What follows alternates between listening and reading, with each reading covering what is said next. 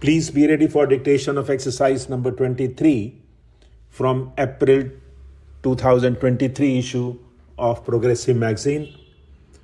5 seconds. During the third quarter of this century, the world has seen unprecedented progress, comprising in these about 25 years an order of economic growth which is unparalleled in human history. And yet, around the close of this quarter century, more specifically over the last 8 months or so, the world has also been engulfed by numerous problems. There is even danger that the present international economic system, which has been the sheet anchor of the orderly development of the post-Second War world economy, may collapse.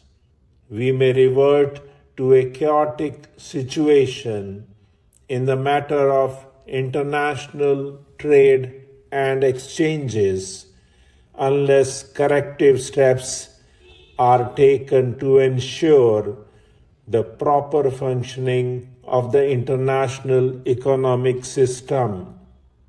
It is therefore most timely that international financial experts from both developed and underdeveloped countries, from countries with a persistent balance of payment, surplus, as well as with chronic balance of payment problems, from countries on the threshold of development, and from those struggling to break out of the vicious circle of poverty, low savings and low investment, and consequent low income, have gathered here today to discuss the problems of the world economy in this crucial period of human history. The major problem of the world for the next 25 years, as I see, it is that of bringing about a better balance in the living standards and rates of growth of different peoples inhabiting this planet. As I stated earlier, the world has seen unprecedented growth over the last 25 years, an order of growth which perhaps the world has not seen in a couple of centuries preceding this quarter century, or even perhaps over 1,000 years preceding the last couple of centuries. Nonetheless, this growth has occurred only in certain parts of the world and has left behind vast sections of the human race living in conditions prevailing in the Middle Ages or even worse. This inevitably gives rise to tensions and to problems of international exchanges which are deep-seated and for which all thinking men have to find an adequate solution.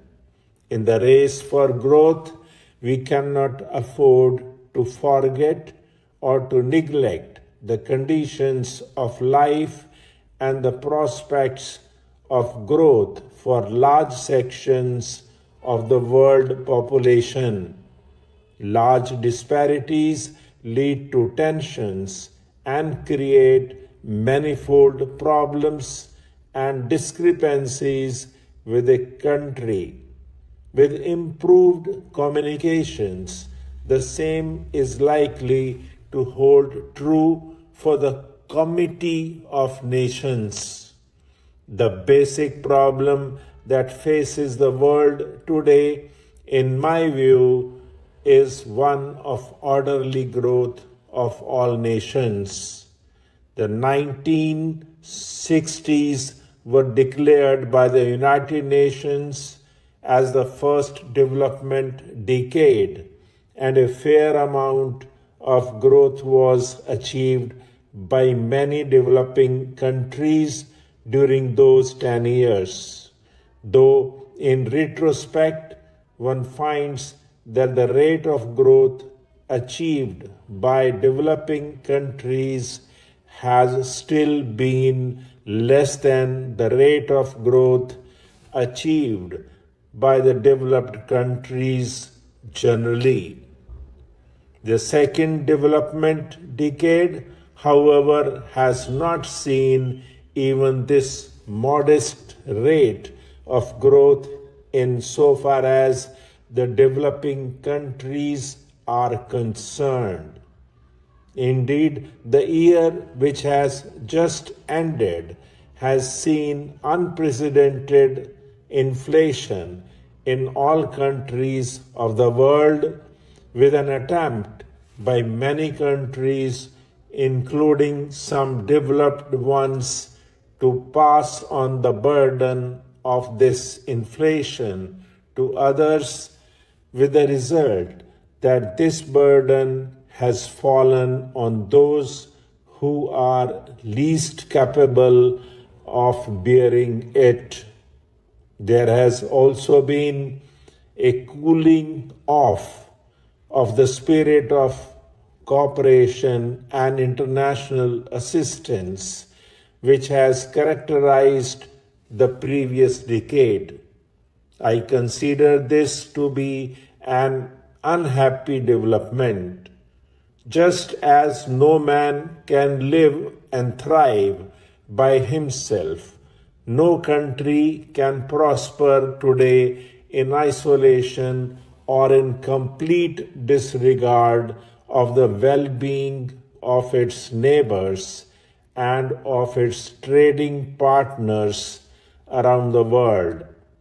This is a perspective which I feel we should keep in mind while discussing some of the present problems of the world.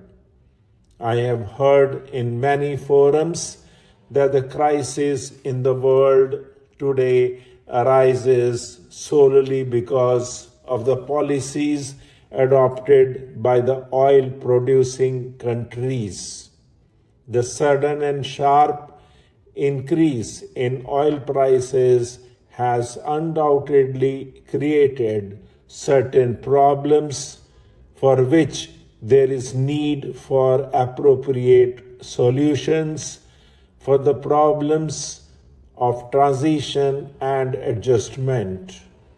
But we seem to forget that oil is a wasting resource, that for decades the price of oil has no relationship to the real cost of this primary source of energy in terms of the cost of its alternatives, and that the trade and aid policies of the developed countries have also been onerous for many developing countries, the more so because of the long history of such policies.